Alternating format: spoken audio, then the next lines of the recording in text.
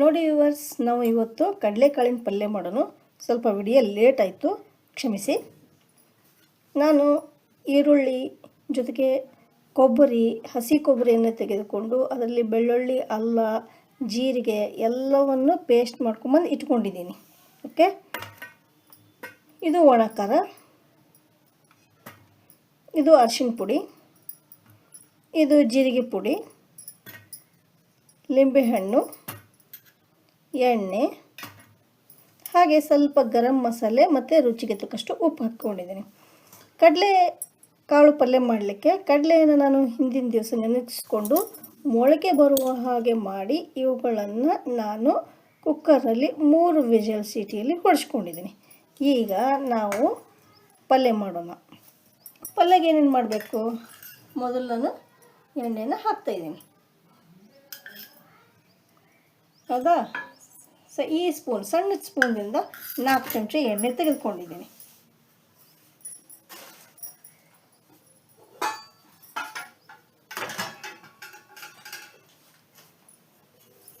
ಸಾಸಿವೆ ಜೀರಿಗೆಯನ್ನು ಚಟಪಟ ಅಂತ ತನಕ ನಾನು ವೇಟ್ ಮಾಡ್ತೀನಿ. ಹೌದಾ? ಹಾಕಿದ್ದೀನಿ, ಸಾಸಿವೆ ಜೀರಿಗೆ ಹಾಕಿದ್ದೀನಿ.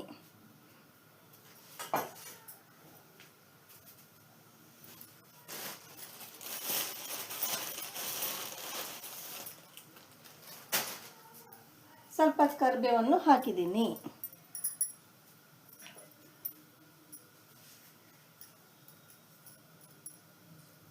ಚಟಪಟ ಅಂತ ಇದ್ದಾವೆ. ಓಕೆ, ಈಗ ಚಟಪಟ ಅಂತಿದ್ದಾವೆ. ಕರಿಬೇವನ್ನು ಸಹಿತ ನಾನು ಹಾಕಿದ್ದೀನಿ.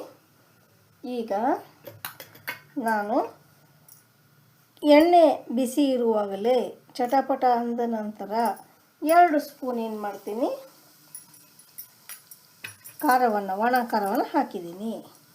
ಸ್ವಲ್ಪ ಅರಿಶಿಣ ಪುಡಿ ಹಾಕಿದ್ದೀನಿ. ಸ್ವಲ್ಪ, ಒಂದು ತಟ್ಟೆಗೆ ಸ್ವಲ್ಪ ಪಿಂಚ್ ಜೀರಿಗೆ ಪುಡಿಯನ್ನು ಹಾಕಿದ್ದೀನಿ.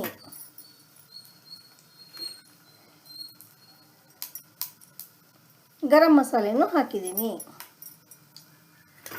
ಇದರೊಟ್ಟಿಗೆ ನಾನು ತಿರುವಿಕೊಂಡು ಬಂತಹ ಕೊಬ್ಬರಿ, ಹಸಿ ಕೊಬ್ಬರಿ, ಅಲ್ಲ, ಬೆಳ್ಳುಳ್ಳಿ ಜೊತೆಗೆ ಈರುಳ್ಳಿಯನ್ನು ನಾನು ಪೇಸ್ಟ್ ಮಾಡಿದ್ದನ್ನು ಹಾಕ್ತಾಯಿದ್ದೀನಿ. ಓಕೆ, ಇದನ್ನು ಕಲಿಸ್ಕೋಬೇಕು.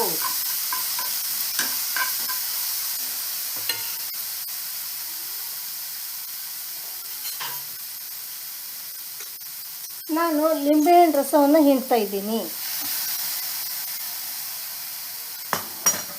ಜೊತೆಗೆ ಸ್ವಲ್ಪ ನೀರನ್ನು ಹಾಕ್ತಾ ಇದ್ದೀನಿ.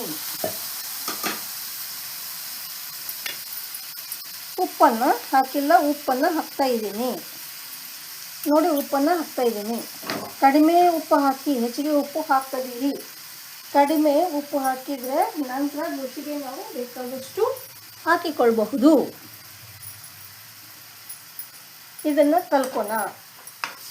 ನೋಡಿ, ನಾನು ಕಲಕ್ತಾ ಇದ್ದೀನಿ.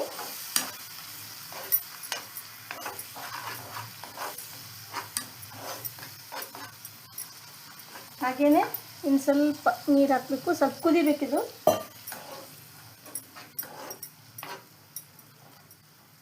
ಓಕೆ, ಕುದಿ ಅಂತೂ ಹತ್ತಾ ಇದೆ. ಈಗ ನಾವೇನು ಮಾಡೋಣ, ಈ ಕಡಲೆಕಾಳನ್ನು ಹಾಕ್ಬಿಡೋಣ. ಈಸಿಯಾಗಿದೆ. ಮುಂಚೆನೇ ಎಲ್ಲ ರೆಡಿ ಮಾಡಿಟ್ಕೊಂಡು ನಿಮಗೆ ತೋರಿಸ್ತಾ ಇದ್ದೀನಿ. ಬೆಳ್ಳುಳ್ಳಿ 2 ಎಸಳು, ಹಾಗೆ ಅಲ್ಲ ಸ್ವಲ್ಪ ಹಾಕಬೇಕು. ನೋಡಿ,